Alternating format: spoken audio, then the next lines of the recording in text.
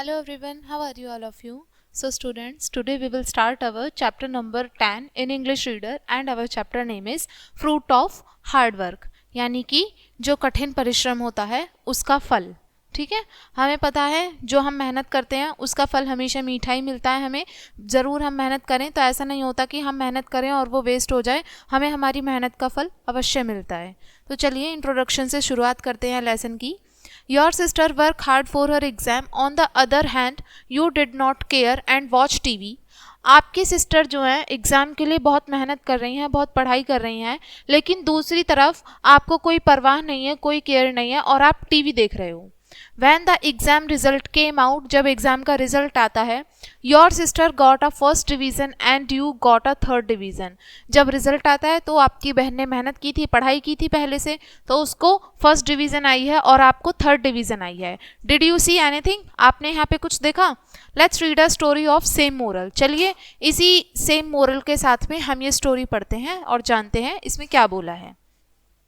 Once three little pigs went to a city in search of their livelihood. एक बार क्या होता है, तीन छोटे पिग होते हैं, तीन छोटे सुअर होते हैं जो कि शहर में जाते हैं अपनी लिवलीहुड की तलाश में। लिवलीहुड का मतलब होता है यानी कि अपनी आजीविका की तलाश में वो शहर की तरफ जाते हैं।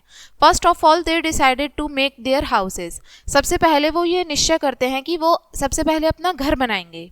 दे started to make their houses, और वो अपना घर बनाना शुरू करते हैं। Gafna wanted to finish the work quickly. Gafna उनमें से एक पिग होती है, वो अपना काम जल्दी से जल्दी ख़त्म करना चाहती है। So he made his house with straw.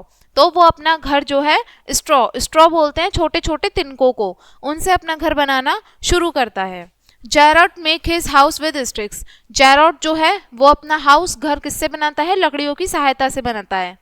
It was also ready soon. ये भी जल्दी तैयार हो गया था। बट अखा wanted to make a strong house.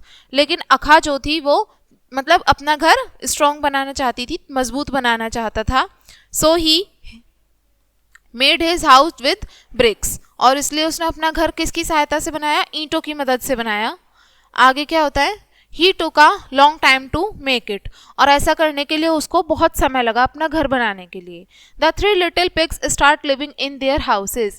और जो बचे हुए जो छोटे पिग थे जिन्होंने अपना घर बना लिया था पहले ही, एक ने स्टिक से बना लिया था और एक ने स्ट्रॉ से बना लिया था, तो उनका घर भी जल्दी बन गया और वो अपने घरों में रहना शुरू कर देते हैं। One day a big bad wolf came to Gafna's house. एक दिन क्या होता है, एक बहुत बड़ा और बहुत बुरा एक भेड़िया आ जाता है गाफना के घर में। The wolf huffed and puffed the Gafna's house blew away. अब क्या होता है वहाँ पे, जो वॉल्फ होता है मतलब वो गाफना के घर में अंदर घुस जाता है और उसको डराने की कोशिश करता है। और क्या होता है, और जो गाफना का घर होता है वो वहीं पे उड़ जाता है हवा में।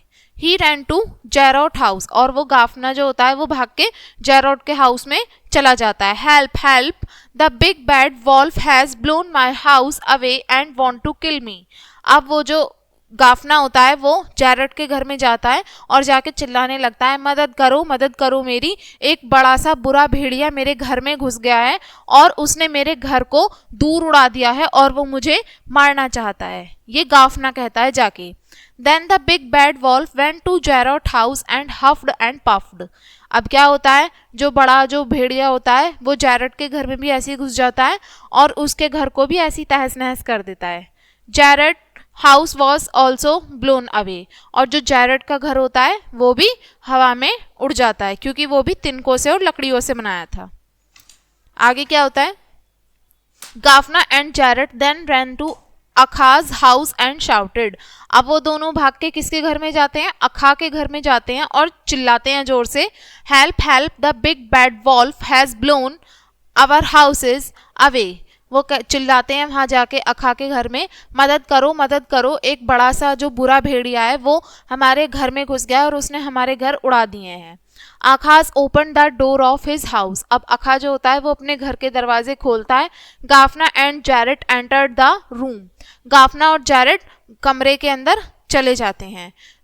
दे वर एफ्रेड एंड वरीड. और अब वो बहुत ज़्यादा डरे हुए थे और बहुत ज़्यादा चिंतित भी थे।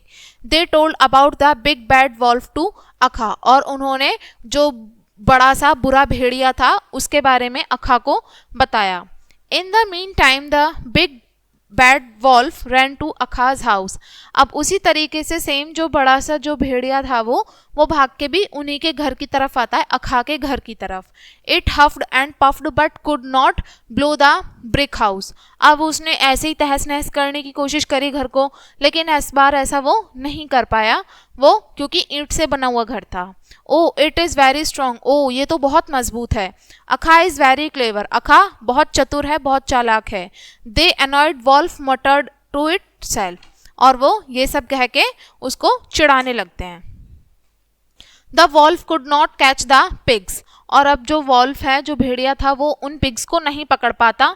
The wolf went away and the pig were very happy, और जो भेड़िया होता है वहाँ से दूर भाग जाता है फिर, और जो पिग हैं वो वहाँ पे खुशी खुशी रहने लगते हैं और बहुत खुश होते हैं। Now Gafna and Jarrot decided to make their houses with bricks. अब गाफना और जो जैरेट होते हैं वो भी ये निश्चय करते हैं कि वो भी अपना घर जो है पक्के ईंटों से बनाएंगे। They also work hard and make their houses, और अब वो भी बहुत कठिन मेहनत करते हैं, कठिन परिश्रम करते हैं और अपने घरों को बनाते हैं। They lived happily thereafter, और उस दिन के बाद से वो वहाँ पे खुशी खुशी रहने लगते हैं। ठीक है, तो बच्चों ये था हमारा लेसन। चलिए इस लेसन के वर्ड मीनिंग समझते हैं। क्या बोला है? आपका फर्स्ट वर्ड है लिवलीहुड। लिवलीहुड मतलब होता है आ मीन ऑफ अर्निंग मनी, यानी कि पैसे कमाने का कोई एक साधन, यानी कि हमारी आजीविका, यानी कि जो हमारे रोज के खर्चे होते हैं उसको पूरा करने के लिए जब हम कोई भी काम करते हैं तो उसको लिवलीहुड कहते हैं। फिर है स्ट्रॉ। स्ट्रॉ का मतलब होता है तिनका, छोटे छोटे, यानी कि जो पौधा होता है उसके लंबे सीधे सीधे जो हिस्से होते हैं ना उनको तिनके बोल देते हैं। चलिए आगे समझते हैं। अगला वर्ड था ब्रिक। ब्रिक का मतलब होता है ईंट।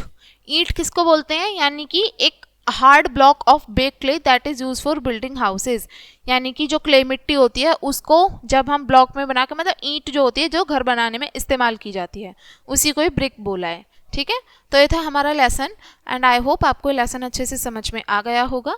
वीडियो को यहीं पे एंड करेंगे इसी लेसन के साथ एंड थैंक्स फॉर वॉचिंग।